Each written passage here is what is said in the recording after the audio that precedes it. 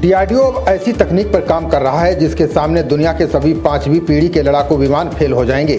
America का खतरनाक fighter jet F-35 और रूस का Su-57 इसके सामने कबाड़ हो जाएंगे। भारत को राफेल की भी जरूरत नहीं रहेगी। इसको पकड़ पाने में थॉड और S-400 फेल हो जाएंगे। 21वीं सदी में युद्ध के तौर तरीके बदल चुके हैं। पैदल सेना का महत्व काफी सीमित हो चुका है। एयरफोर्स और नेवी की भूमिका बेहद अहम हो चुकी है। ऐसे में सेनाओं को मजबूत करने के लिए डीआरडीओ लगातार काम कर रहा है। हाइपरसोनिक मिसाइल पर भारत का फोकस बढ़ गया है। इसके अलावा ताकतवर और अत्याधुनिक एयर डिफेंस सिस्टम को विकसित करने पर ज्यादा ध्यान दिया जाने लगा है। साथ ही अल्ट्रा मॉडर्न फाइटर जेट के डेवलपमेंट से जुड़े प्रोजेक्ट में काफी तेजी लाई गई है। भारत एक तरफ 5वीं पीढ़ी का फाइटर जेट इंपोर्ट करने पर गंभीरता से विचार कर रहा है, तो दूसरी तरफ AMCA प्रोजेक्ट के द्वारा 5वीं पीढ़ी के विमान बना रहा है।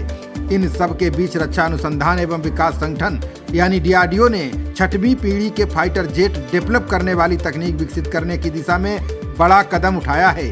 इस प्रोजेक्ट की सफलता के बाद वो दिन दूर नहीं होगा जब भारत के पास देसी टेक्नोलॉजी से डेवलप 6वीं जनरेशन का फाइटर जेट होगा। इसके सामने अमेरिका का खतरनाक फाइटर जेट F-35 और रूस का Su-57 जैसे 5वीं पीढ़ी के विमान पानी भरेंगे।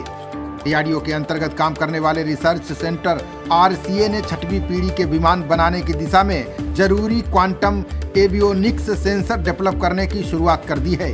इस तकनीक के डेवलप होने के बाद भारत के लिए 6वीं जनरेशन फाइटर जेट बनाना बेहद आसान हो जाएगा।